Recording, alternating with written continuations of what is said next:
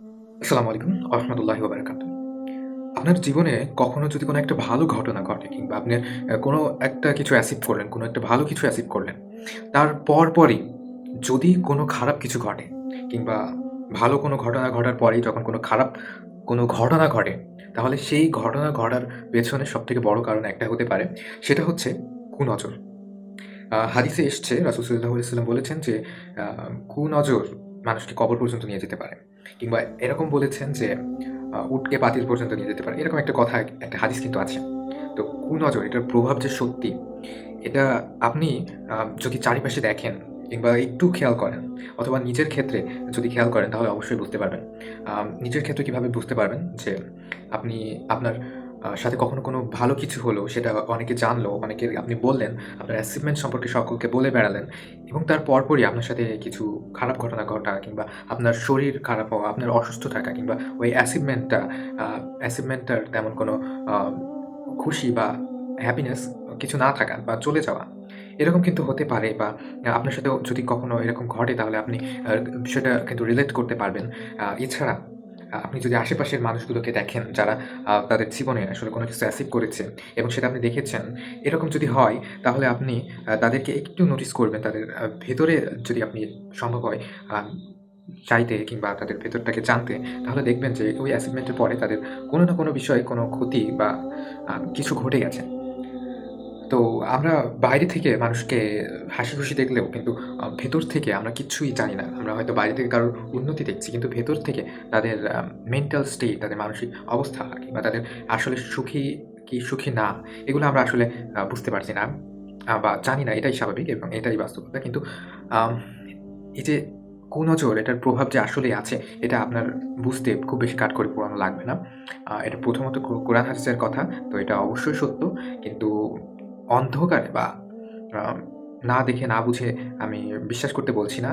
এ কারণেই এত কথা বলা যে আপনি নিজের ক্ষেত্রে দেখবেন কিংবা অন্যের ক্ষেত্রে দেখবেন যারা রিসেন্টলি কোনো কিছু অ্যাচিভ করেছে কিংবা যারা কোনো কিছু অ্যাচিভ করেছিল তারপরেই তাদের কোনো রকম ডাউনফল আসা কিংবা তাদের কোনো রকম হার্ম হওয়া, ক্ষতি হওয়া কিংবা আ বিভিন্নভাবে তাদেরকে আ তাদের কোনো খারাপ হওয়া এক কথায়। তো এটা মিলিয়ে দেখবেন।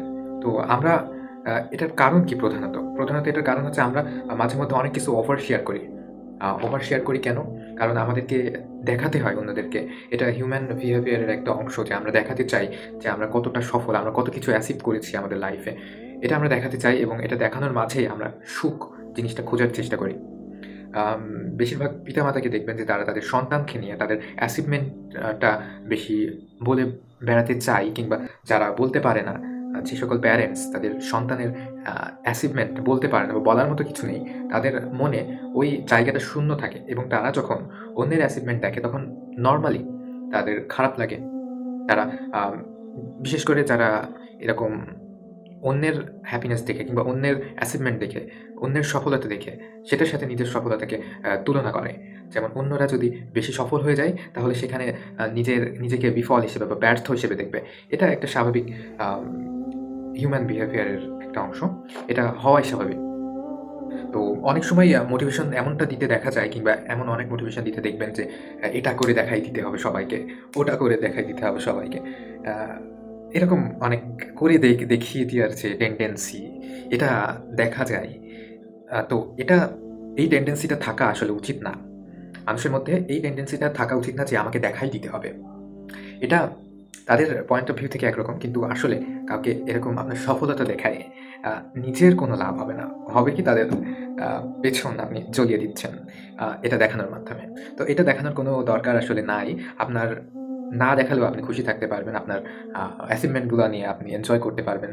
কাউকে না বলেই আপনি এনজয় করতে পারবেন। আপনার ভালো লাগবে কিংবা আপনি সবকিছু করতে পারবেন। আপনার আ এভরিথিং কাউকে দেখানো ছাড়াও। তো অনেকে আবার দেখা যায় যে খুব বেশি সোশ্যাল। তারা নিজেদের অ্যাচিভমেন্ট গুলাকে খুব বেশি শেয়ার করে।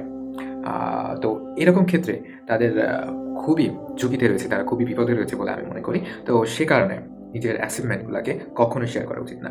অ্যাচিভমেন্ট বলতে সেটা সেলারি হতে পারে, সেটা নিজের কোনো প্রপার্টি হতে পারে কিংবা কোনো প্রাইজ হতে পারে কিংবা পজিশন হতে পারে, ওয়াইফ হতে পারে, এনিথিং কোনো কিছুই দেখানো উচিত না।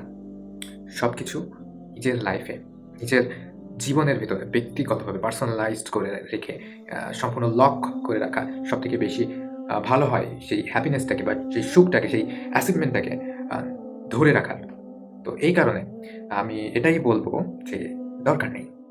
নিজের সুখটাকে নিজের ভেতর অবধি রেখে সেটা অনুভব করা, সেটাকে এনজয় করা, এটাই এনাফ। এটাই এনাফ। কাউকে খুব বেশি সুখী দেখিয়ে এটা মোটেও ভালো একটা প্র্যাকটিস না। কাউকে আ খুব বেশি সুখী দেখানো, কাউকে খুব বেশি সাকসেসফুল দেখানো, এটা ভালো প্র্যাকটিস না। কেন? আশা করি বুঝাইতে পারছি শেষ পর্যন্ত গিয়ে।